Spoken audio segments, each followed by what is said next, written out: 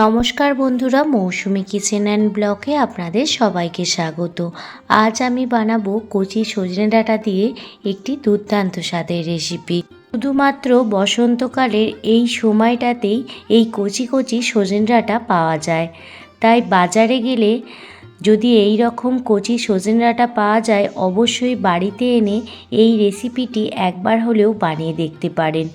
গরম গরম ভাতের সাথে খুবই ভালো লাগে। ঘরেতে থাকা সামান্য কিছু উপকরণ দিয়েই আজকের এই রেসিপিটি তৈরি হয়ে যায়।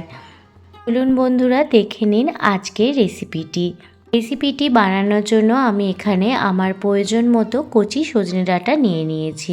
সজনে ডাঁটাগুলো এতটাই কচি যে এই সজনে ডাঁটার কোনো রকম খোসা ছাড়াতে হয় না। শুধুমাত্র পিছনের দিকে আর সামনের দিকের কিছুটা অংশ বাদ দিয়ে সজনে ডাঁটাগুলো দেখুন এইভাবে লম্বা লম্বা করে কেটে নিয়েছি। কচি সজনে ডাঁটা কেটে নেওয়ার পর এরপর একটি মিডিয়াম সাইজের আলু নিয়ে নিয়েছি আর আলুটা লম্বা লম্বা করে কেটে নিয়েছি। এখানে আমি মোট 3টে আলু নিয়ে নিয়েছি, একটি আলু আপনাদের কেটে দেখিয়ে দিচ্ছি।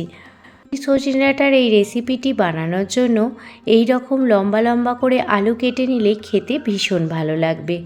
লম্বা করে দেখুন আলু কেটে নিয়েছি, সাথে নিয়ে নিয়েছি একটি টমেটোটাও প্রথমে লম্বা লম্বা করে কেটে নেওয়ার পর মাঝখান দিয়ে আরও একবার কেটে নিয়েছি। এইভাবে ছোট ছোট করে টমেটোগুলো কেটে নিচ্ছি। খুবই সহজ রেসিপি, কিন্তু গরম ভাতের সাথে খেতে অসাধারণ লাগে। বাজারে গিয়ে যদি এই রকম কচি সজনে ডাঁটা দেখতে পান অবশ্যই বাড়িতে এনে এই রেসিপিটি তৈরি করে খান।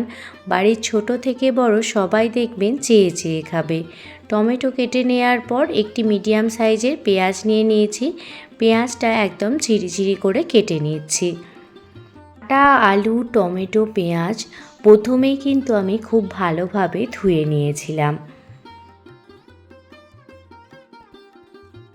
দেখুন সমস্ত পেঁয়াজ ঝিরিঝিরি করে কেটে নিয়েছি। দেখুন ডাঁটা আর 3টে আলু কেটে নিয়েছি। অন্যদিকে গ্যাসের ওভেন জ্বালিয়ে কড়াই বসিয়ে দিয়েছি আর কড়াইতে দিয়ে দিলাম পরিমাণ মতো সর্ষের তেল। রান্নাটি আজ আমি সর্ষের তেলে করব।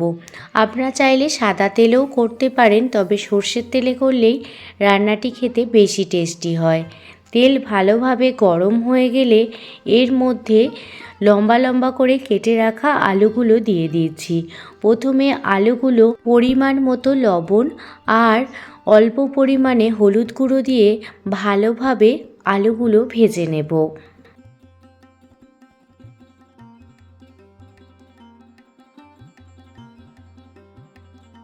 আলুগুলো ভাজতে ভাজতে একটি মশলা বানিয়ে নেব।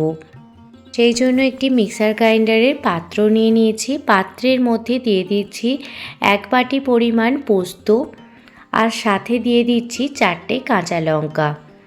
এবার পরিমাণ মতো জল দিয়ে একটি স্মুথ পেস্ট বানিয়ে নেব।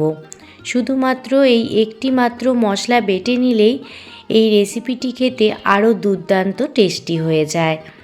আর দেখুন মশলা বাটতে বাটতে এখানে আলুটাও ভাজা হয়ে গেছে।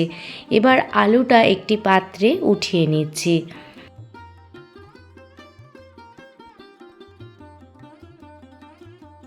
আলুগুলো ভেজে একটি পাত্রে উঠিয়ে নিয়েছি। এবার ওই তেলের মধ্যে দিয়ে দিচ্ছি একটি শুকনো লঙ্কা ফাটিয়ে দিয়ে দিয়েছি। সাথে দিয়ে দিলাম 1 চামচ পরিমাণ কালো জিরে।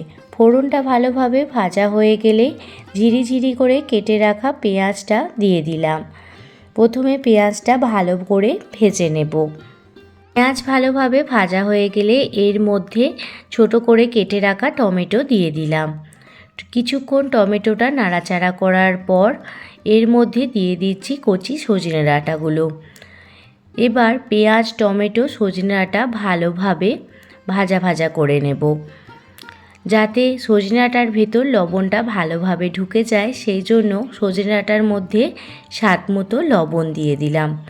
তবে এই রেসিপিটিতে হলুদের পরিমাণ একদমই কম রেখেছি, যাতে রেসিপিটি দেখতেও ভালো লাগে আর খেতেও ভালো লাগে।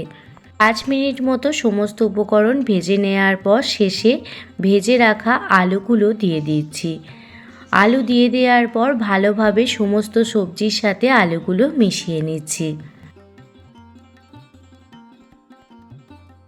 আলুগুলো সজনে ডাঁটার সঙ্গে মিশিয়ে নেওয়ার পর যে পোস্ত আর কাঁচা লঙ্কার পেস্টটি বানিয়ে নিয়েছিলাম মিক্সার গ্রাইন্ডারে, সেই পেস্টটি দিয়ে দিলাম। এবার সমস্ত উপকরণ ভালোভাবে মিশিয়ে নিচ্ছি। তবে আজকে আমি এই পোস্তটা বেশি ভেজে নেব না। পোস্ত দিয়ে মিশিয়ে নেওয়ার পর পরিমাণ মতো জল দিয়ে দিচ্ছি। এইভাবে পোস্ত না ভেজে যদি কাঁচা পোস্ত দেয়া যায় তাহলে কিন্তু এর টেস্ট খুবই সুন্দর হয়। বাড়ির ছোট থেকে বড় সবাই কিন্তু এই রেসিপিটি তৃপ্তি সহকারে খেয়ে নেবে। লবণটা কম মনে হচ্ছিল, সেই জন্য আরও সামান্য পরিমাণ লবণ দিয়ে দিলাম। এবার ঢাকনা চাপা দিয়ে 10 মিনিট মতো ঢেকে রেখে দেব। 10 মিনিট পর ফিরে এসেছি আর আপনাদের দেখাচ্ছি, দেখুন আলু এবং সজনে ডাঁটা খুব সুন্দরভাবে সিদ্ধ হয়ে গেছে আর জলটাও একদমই শুকিয়ে গেছে। এবার সমস্ত উপকরণ খুন্তির সাহায্যে ভালোভাবে মিশিয়ে নিচ্ছি। এইভাবে সজনে ডাঁটা আলু দিয়ে পোস্ত বানিয়ে দেখুন, বাড়ির সবাই দেখবেন চেয়ে চেয়ে খাবে। আর এই সজনে ডাঁটা পোস্ত খাওয়াও শরীরের পক্ষে ভীষণই উপকারী। সজনে ডাঁটা পোস্ত খেলে আপনাদের হজম ক্ষমতা বৃদ্ধি হবে। বসন্তকালে কচি সজনে ডাঁটা পেলে অবশ্যই এই রেসিপিটি বানিয়ে দেখতে পারেন। নামানোর আগে 1 চামচ সর্ষের তেল দিয়ে দিলাম, এতে এই রেসিপিটির টেস্ট আরও দ্বিগুণ পরিমাণ বেড়ে যাবে। আজকে আপনাদের এই সজনে ডাঁটা আলু পোস্ত রেসিপিটি কেমন লাগলো অবশ্যই কমেন্ট করে জানাবেন। কচি সজনে ডাঁটা বাজারে পেলে অবশ্যই এই রেসিপিটি ট্রাই করতে পারেন।